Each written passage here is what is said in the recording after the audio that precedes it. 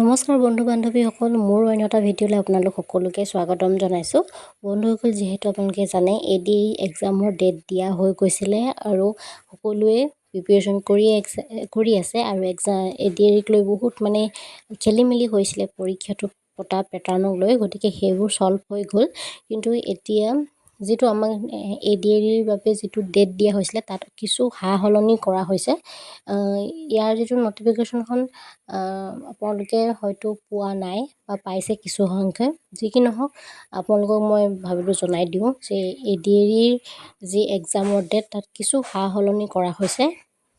প্ৰথমতে আমি যিটো ডেট আমাক দিয়া হৈছিলে সেয়া আছিলে গ্ৰেড 3ৰ বাবে 15 ছেপ্টেম্বৰ, 22 ছেপ্টেম্বৰ আৰু 29 ছেপ্টেম্বৰ দিয়া হৈছিলে গ্ৰেড 3ৰ বাবে।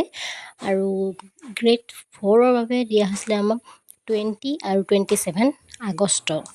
এতিয়া ইয়াতে অকণমান সলনি কৰা হৈছে, ডেটকেইটা আৰু টাইমো অকণমান চেঞ্জ হৈছে। গতিকে ভালকৈ আপোনালোকে এইটো চাই ল'ব। মই স্ক্ৰীনত লগাই দিম ডেটকেইটা, ভালকৈ আপোনালোকে চাই ল'ব প্ৰথমতে।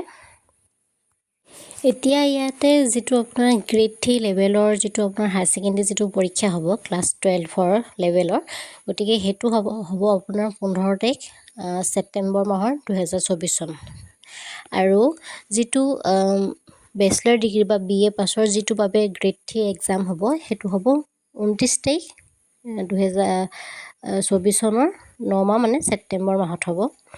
আৰু যিটো গ্ৰেড 3 লেভেলৰ ড্ৰাইভাৰ পষ্টৰ বাবে যিটো চাকৰিৰ যিটো পৰীক্ষা হ'ব সেইটো হ'ব আপোনাৰ 29 ছেপ্টেম্বৰ মাহতে।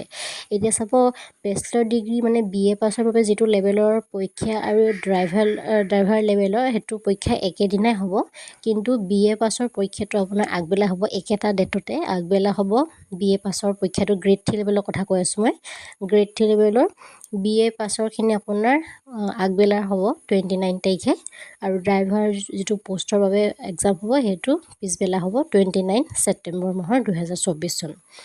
আৰু এতিয়া আহিলোঁ গ্ৰেড 4ৰ চতুৰ্থ বৰ্গৰ যিটো চাকৰি, আৰু সেইটো আপোনাৰ প্ৰথমতে দুটা ডেট দিয়া হৈছিলে, কিন্তু এতিয়া দুটা ডেট নহয়, এটা ডেটতে সেইটো পৰীক্ষা হ'ব।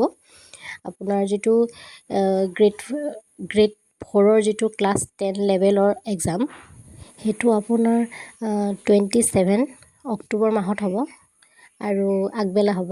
আৰু ক্লাছ 8ৰ লেভেলৰ যিটো পৰীক্ষা সেইটো একেটা ডেটতে হ'ব, কিন্তু সেইটো পিছবেলা হ'ব 27, 10, 24 একেটা ডেটতে গ্ৰেড 4ৰ চতুৰ্থ বৰ্গৰ এক্সামটো হ'ব। গতিকে ডেটকেইটা ভালকৈ মনত থৈ দিব। মই স্ক্ৰীনত দি দিছোঁ, ভালকৈ আপোনালোকে নোট কৰি থ'ব। গতিকে ভিডিঅ'টো ইমানেই আছিলে, আপোনালোকক ইনফৰ্ম কৰি দিওঁ বুলি ভাবিলোঁ। ডেটকেইটা অকণমান সলনি হ'ল আৰু এক্সামৰ কাৰণে যাতে আপোনালোকে অসুবিধা নহয়।